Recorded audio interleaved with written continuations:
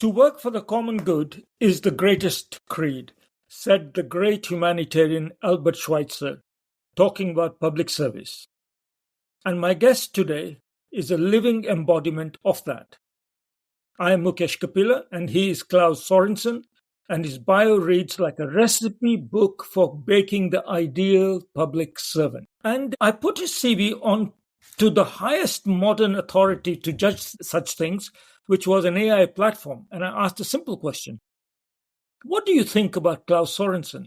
And the answer came back: Claus is a master bureaucrat who dedicated his life to finding perfect organizational solutions to the problems of humanity. So, Claus, welcome to Fading Causes. Is AI honoring or insulting you by judging you as a master bureaucrat? I think they actually touch on something that is very true, that I'm not in the front line. I'm not the politician, but I don't know if I'm a master bureaucrat, but I like actually to shape things a little bit from behind. So there is something that this AI has captured. Obviously, my CV doesn't say much about my personality, but we'll probably come to that later. Right.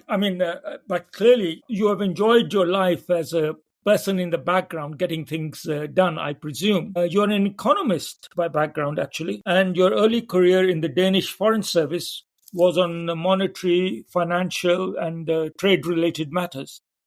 And you told me earlier, when we talked recently in Dubai, that a high point of your career was helping countries in Central and Eastern Europe fulfill the criteria for acceding to the European Union.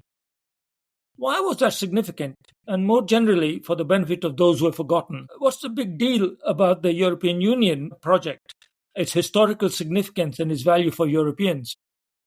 Well, it's maybe a banality. Well, in a way, I should start somewhere else. I actually voted against Denmark joining the European Union in 1972. I didn't have gain de cause because Denmark decided to join, but I was very skeptical about a uniquely market-based organization without a social solidarity component into that. And I had underestimated the security policy objectives that lay behind the creation of a closer European cooperation. So I have changed my mind, Mukesh, over time. And when we then saw the breakup of the Soviet Union and the fall down of the Warsaw Pact, it became obvious to me that they could not be left in the limbo. Because you know, as I know, that if you have a power vacuum, it is being filled by something. And I prefer to fill that with the European project in order to bring them in. And by the way, the European Union is not the property of the existing member states. It has a preamble that says we have to allow all the countries to come in that are European. Now, there is some ambiguity as to would that cover the former Soviet Union or Russia, but there is actually a moral obligation to stay open to those that are part of the European continent.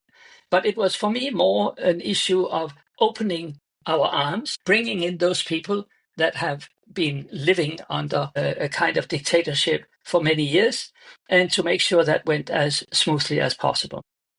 So that kind of speaks, I guess, to your psychological inclination towards inclusion. Or is this a kind of, you come from Denmark, which is a very small country, and being part of something bigger is obviously in the national interest of small countries also. Of course, it is an insurance policy. Denmark is a strange, little insignificant spot, but we have always made a lot of wrong choices. We sided with Napoleon during the Napoleonic War. We thought we were bigger than Sweden. They beat us up. Germany came. Enough is enough. You have to find a way to make sure that we can live peacefully together. And when you look at actually the creation of the European Union and its development as a way to anchor Germany more strongly into a project based on democracy and collaboration, that actually, I think, it was not the only reason, but it sent some comforting signals to the Gorbachev world in the Kremlin that actually Germany maybe had become a different animal than it had been before. So, this together with the double decision on the nuclear arsenal and so on, many things were playing into that. But you cannot exclude that this peaceful giant there, the European Union, actually made them feel a little bit more relaxed about how they should go about things. But that's just an element. You mentioned Napoleon. Napoleon had a go with creating an imperial Europe. The Romans tried it in ancient times with Pax Romana, not to mention Hitler's evil vision of domination. So, of course, the EU is not malign in that way. But is there not a suspicion that it's indulging in the same imperial game, empire building with a modern and perhaps xenophobic twist? I think in every attempt to collaborate across national borders, you have to question yourself, how far does that collaboration go? In the European Union, the choice was made to go step by step. So you created the market, but in order for that not to, let's say, suddenly go backwards, you actually created a court of justice so that people, instead of fighting it out on the battlefield, when they had economic setbacks, they actually had a court of justice, which was accepted, etc. So you have a wish to do this in a very solid way, but step by step. And obviously, seen from the outside, it can look like it's xenophobic, but it is actually a construct that produces results. And it's not a coincidence that people are talking about the Brussels effect, which is that when you talk about sanitary or phytosanitary legislation, Europe is in the lead because we have managed actually to bring together very divergent legislations among rather diverse countries. Okay, admittedly in Europe, but they do that, and this serves as a platform for others. The same with chemicals legislation, the same actually with climate. I mean, a lot of the economic models that lay behind the emissions trading scheme came from the United States, but they were unable to implement it because of their governance construct. But we have been able in Europe actually to be in the forefront of the fight against the climate change.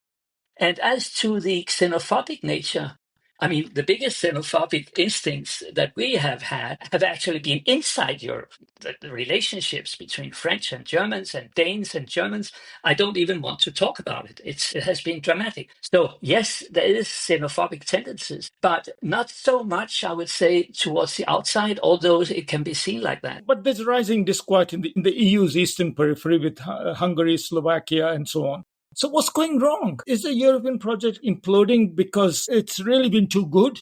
It's the weight of its own ambitions that is bringing it down now?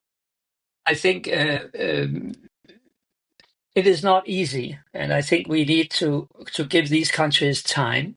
It is not easy to have a transition and quite a I would not say violent in a military sense, but politically very violent change of regime where you move from having been in a dictatorship mode for 50 years, and then you have to go out and reinvent accountability and democratic tradition and so on and so forth. In some countries, it has actually moved very well. Poland, I think we may not like this and that government and so on, but somehow they land on their feet and so on. In Hungary, there has been graft, there has been misuse of funds. Actually, there has also been misuse of European funds in countries like Greece. And because I'm married to a Greek lady, I know that country very well. It's not easy. All of this is not easy. I'm not pretending that. But if there is a malaise, and it's a wider malaise, Mukesh, it is, if we take Europe as such, it's a little bit like also we see in the United States and so on, that the benefits have not been distributed evenly in our countries. So there are some people that have come up out on the top, and the redistribution has not happened with the efficiency that I would have liked to see. So we need better tax policies. Tax policy is actually outside of the remit of the European Union because it lies with member states. So it's not easy to do it through the EU policies. We use regional policies, cohesion funds, etc., to lift up regions. But member states have to be very careful if they leave behind big segments of the population that then become unhappy. And they have to be very careful when they design policies. One example was the yellow vests in France. I mean, for me, I don't get it. Why nobody in Macron's surrounding actually checked what the income distribution effects would be on a tax of gasoline in rural districts in France. I know for a fact that they didn't check it. But when you come with a new tax here and there, you have to think through what are the effects. I don't think it was done out of bad faith, but it created a political backlash that was completely unnecessary, which is now actually becoming a sort of quasi-permanent. Well, My main point is we need to support the so-called social contract. So market forces can work, but you need a distributional policy that doesn't leave people behind. people have said that there is a democratic deficit in Europe. That while, of course, there is a European Parliament and there is more consultation and more interaction, but people, when you are in a rural village in France, that's where I live, Paris seems far away and Brussels is even further away. And I can understand when people feel that those who govern them are too removed from them. And when they're elsewhere and you can't hold them accountable in your own national processes, their sense of agreement gets even worse. How can we improve democracy around the European Union? Well, it's a big subject, and it goes back to political theories like Duverger or many others, talking also about the European public space. I mean, how can we have a democracy where people speak 20 different languages? And actually, because in my view, democracy is anchored in the dialogue. It's the dialogue that allows you to confront ideas. And based on that construct, you accept to be maybe one day in the minority because you will have your turn next time and you know what the arguments were and you put forward your arguments. This is a bit more difficult when you speak across language barriers, and they are still there. We will be helped by technology, Google Translator, and all of that stuff, and so on. But there is a long way to go to have a unified, not a unified, but a demos in the sense of a people's Europe.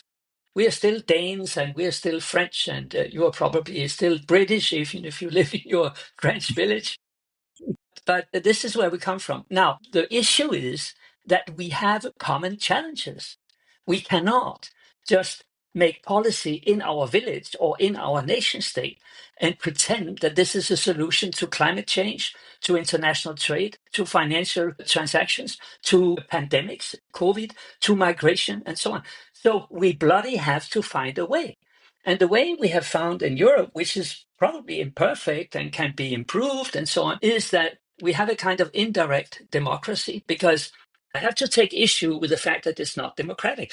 We have given the power to our governments and to our parliaments to delegate certain powers to the European Parliament and to the ministers of member states, a little bit like the Senate that sit in Brussels. And these two legislators have to agree.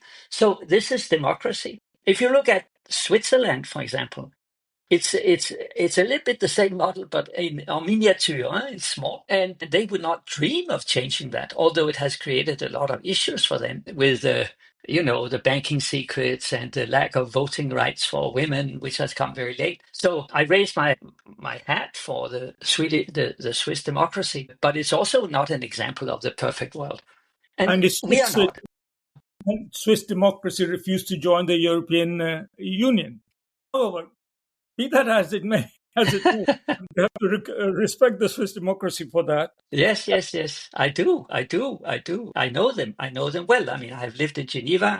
I have been to the Landsgemeinde, which is the place up in the big lakes where they meet every year and they blow in the Alp horn and they feel very Swiss. It's very folkloric. Now, moving to other parts of the world, you already referenced the Caribbean community and the African Union. Now, if you're inviting other blocks of countries, Africa, Asia, in Americas, to kind of learn from the EU experience and design their blocks more effectively, efficiently, what would you say they should copy from the EU and what would you say they should avoid from your experience? Well, let me start with the method. I do believe in small steps.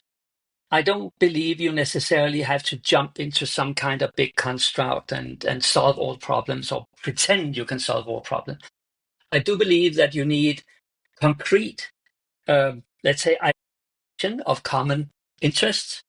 And if we look at NEPAD or the trading system in Africa, I do believe this is an area where they can cooperate.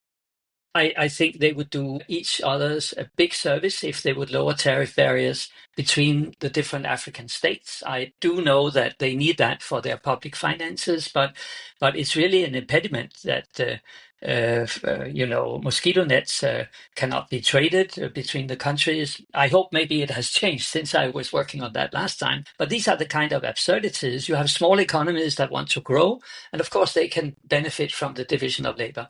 They have to identify. They do that.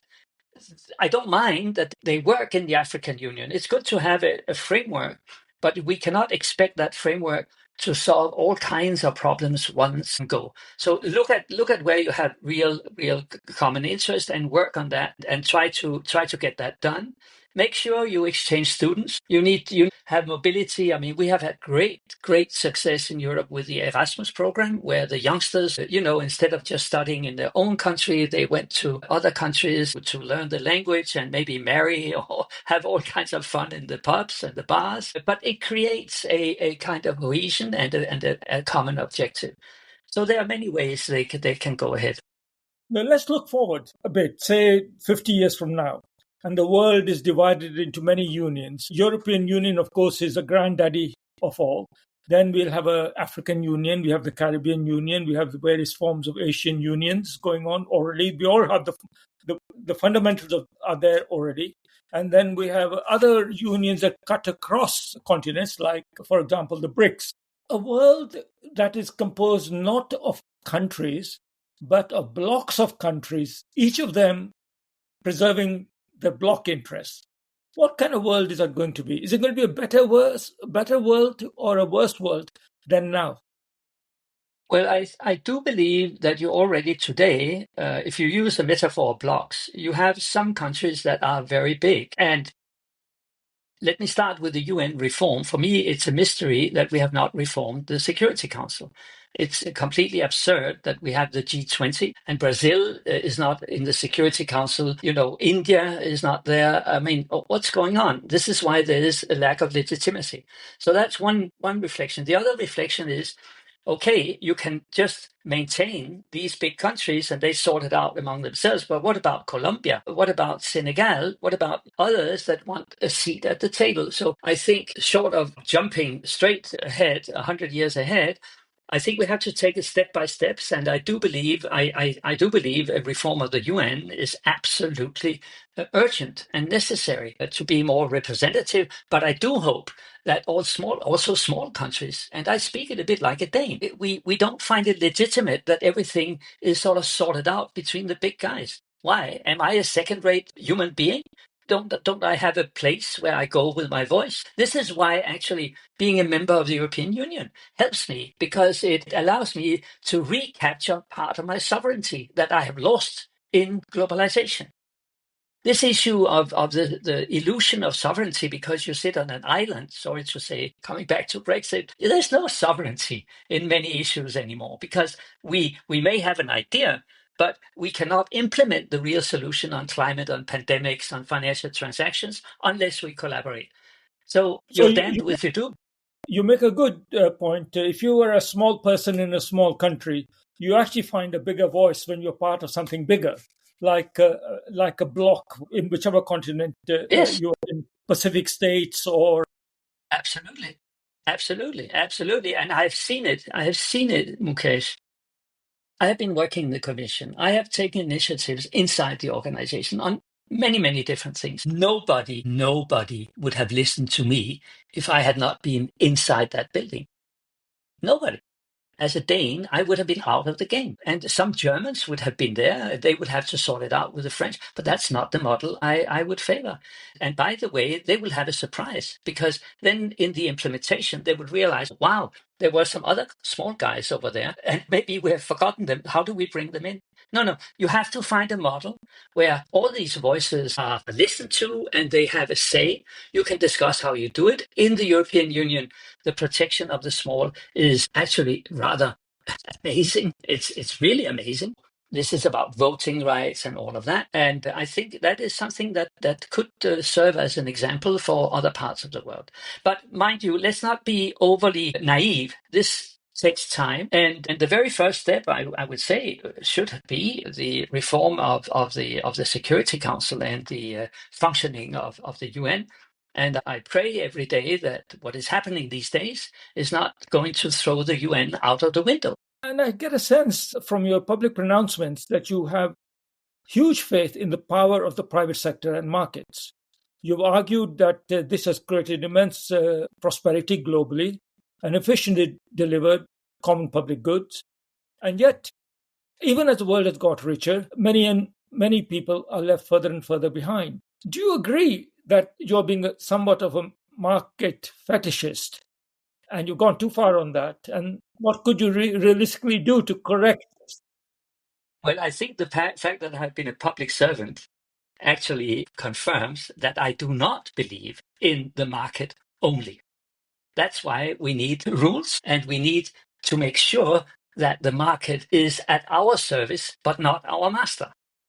That's one point. The other point is that us economists, we have not been very good at explaining the limits of the market. And I have to say also a lot of my colleagues, they overestimate the benefits that come from the market. I do believe that markets are very good at producing toothpaste and at making sure that productivity is increased and so on.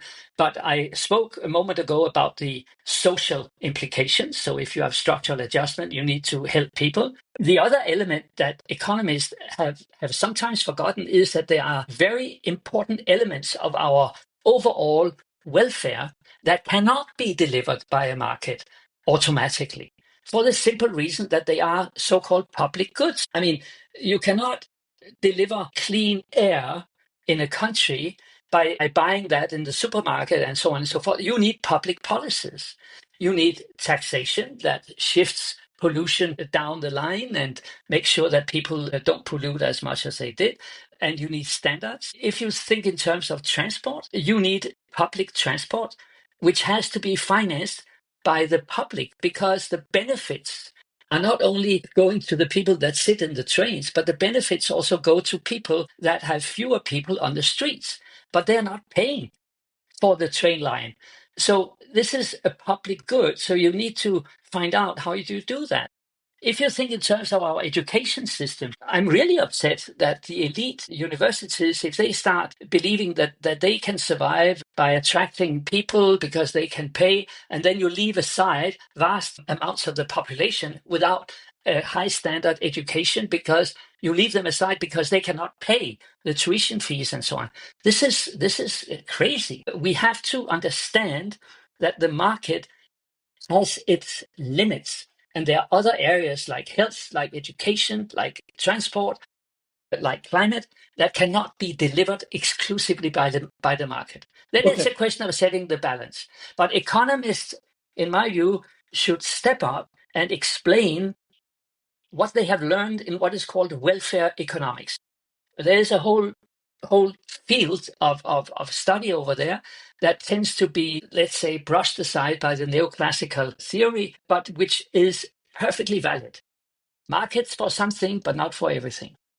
Well, the crisis of market capitalism is also paralleled with the crisis in other parts of society, that of liberal democracy, human rights, multilateral cooperation we talked about earlier. And there is an overarching discontent with globalization. So I'm wondering if all these different crises which we're now seeing in our world, they're all separate crises, or are they symptoms of the same root cause? And if so, what's the foundational malaise, in your opinion, of today's societies? I do believe there are many different factors, so it's difficult to see exactly the causal link, but one is the one we have spoken about, which is the inequity or the inequality, the lack of access to the benefits of globalization from a big chunk of humanity, and this creates despair, and people cannot see how their kids will improve compared to them, and so on. So there's really something that we have missed out. also in our industrial world. I mean, especially in the US, but also, as I mentioned, France before. But and I see it in the country of my wife, in Greece, where you also have some oligarchs that are sitting on the top, and then you have people that sort of have to get on with life. So this is a problem, and then people get angry, and rightly so.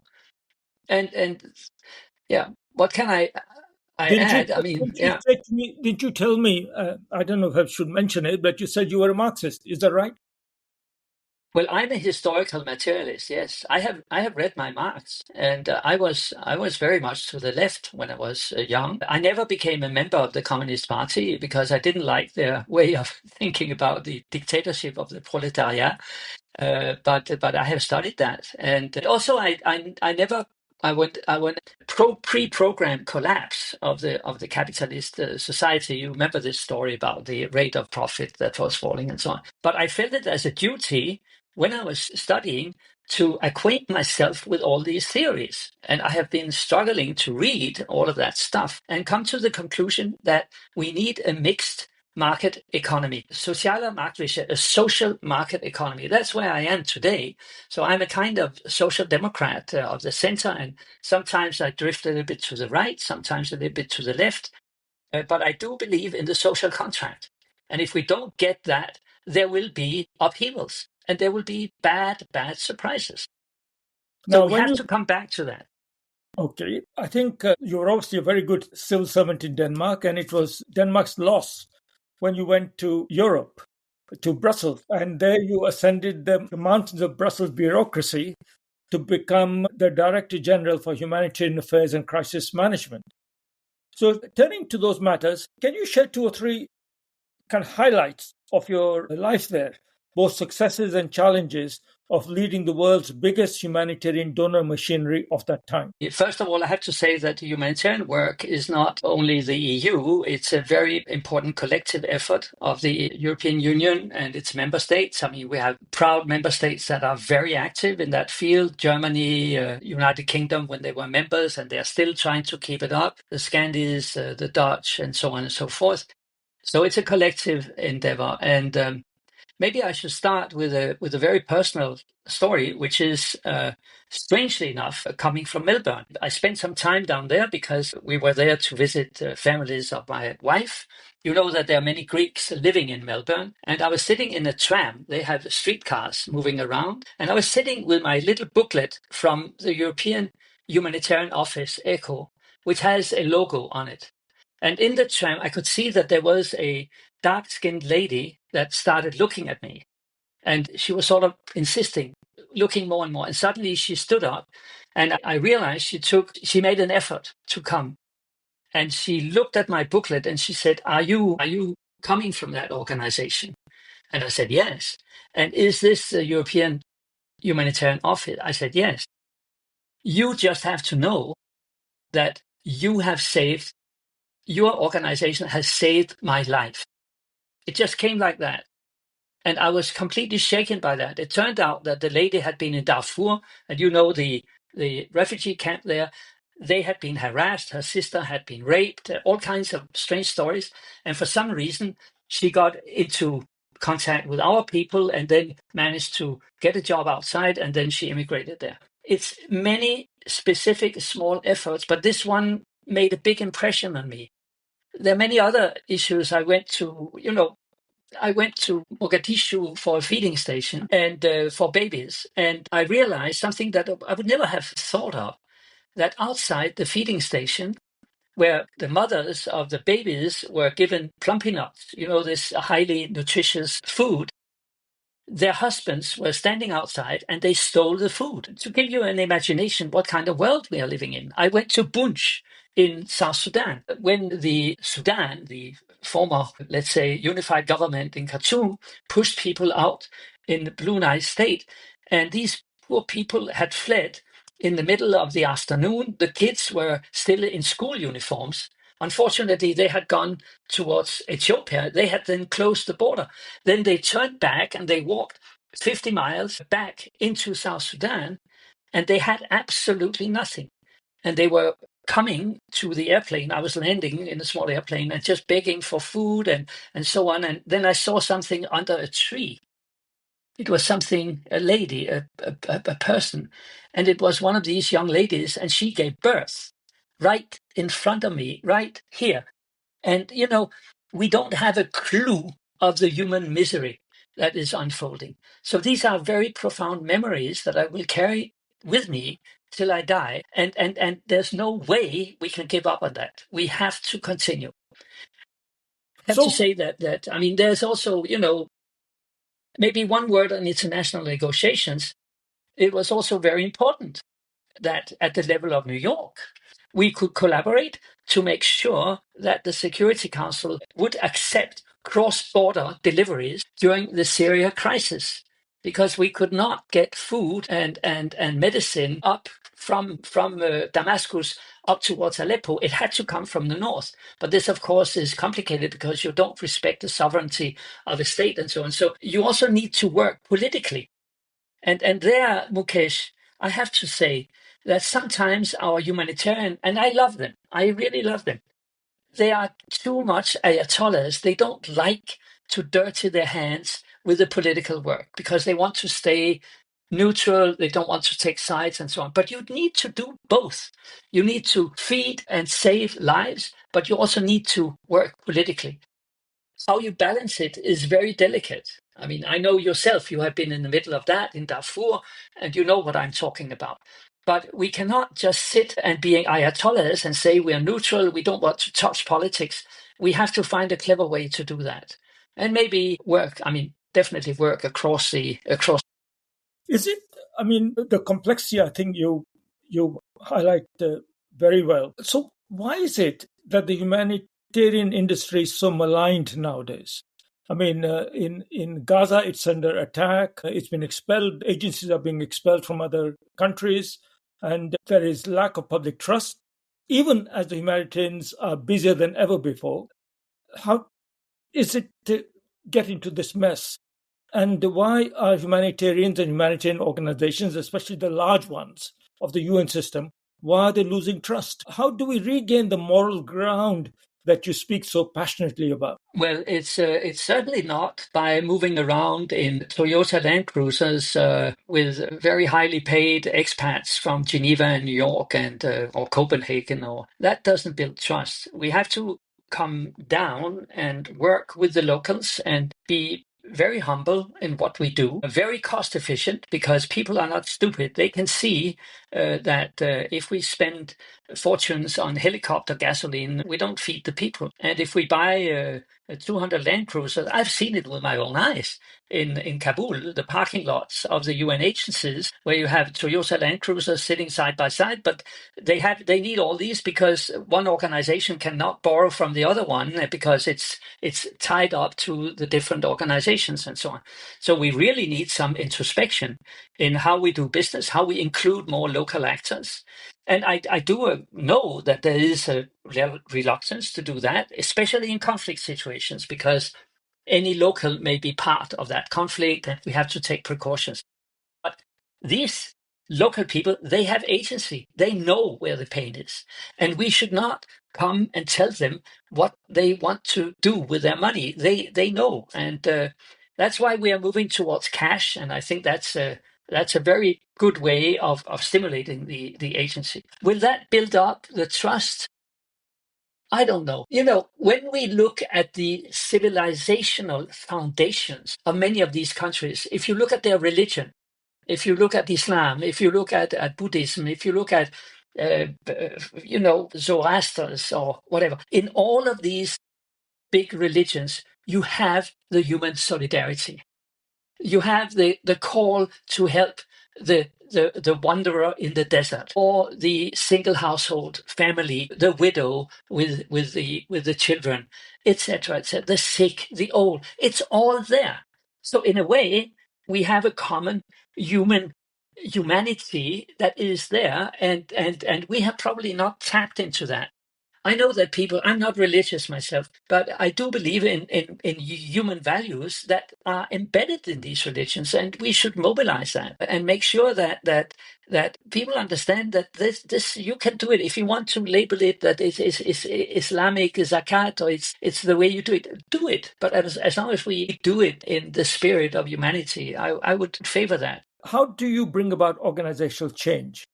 And can organizational change ever be brought from inside, or because of too many vested interests on the inside, it must always be imposed from outside, as we are seeing now, for example, under Trump in the US? Whether you agree with him or not is another question. It's an issue of where does your organizational change come from, inside or outside an organization?